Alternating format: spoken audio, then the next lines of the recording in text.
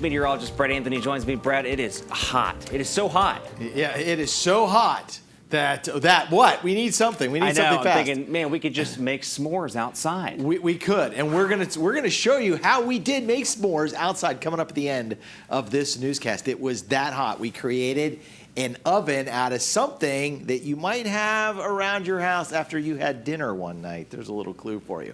All right, it's also dry. Current drought index. Last week it was a moderate drought across the area.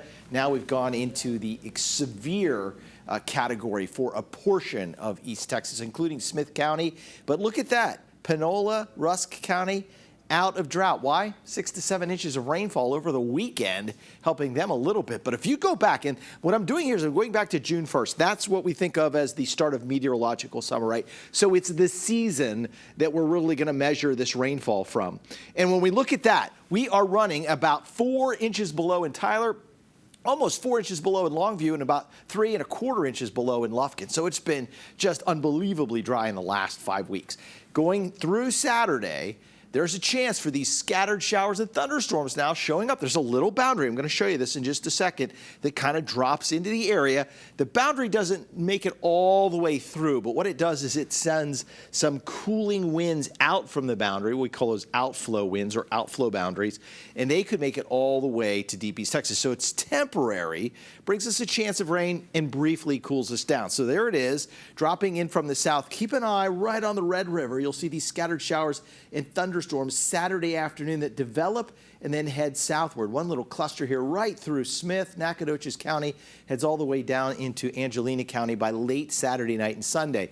The true boundary itself stalls near the Red River and washes out, and so we go back into some hot air by Sunday.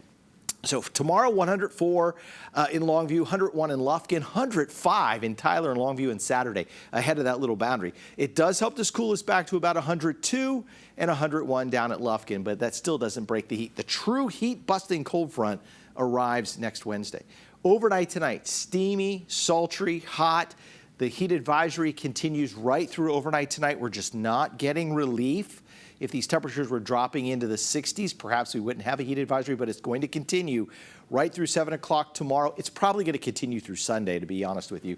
Heat index values up to 109 tomorrow. Please practice those heat safety precautions that you've been doing. All right, when we look at how hot it could feel tomorrow, 106, 109, 110 Longview, Gilmer, we might go into an excessive heat warning in parts of the area tomorrow. We do have an excessive heat warning till 9 o'clock for Henderson County, for Van Zant County, for Rains County, and Hopkins County. All right, here's the Baylor Scott and White Texas Spine and Joint Hospital 7-day forecast. 104 with a light breeze and a heat advisory for tomorrow. A few PM storms Saturday, 105, 102 on Sunday. Still hot Monday and Tuesday. Late day thunderstorms Wednesday with the accompanying front, and that will drop the temperature down to 95 by Thursday. When we look into the middle to second, starting now into the second third of July, look at this. Still leaning above average, but not as hot. And some cooler air just off to our northeast could send a couple fronts in our way. So maybe by July 14th to July 20th, we'll turn the pattern around and get a little more rainfall, much needed rainfall here in East Texas.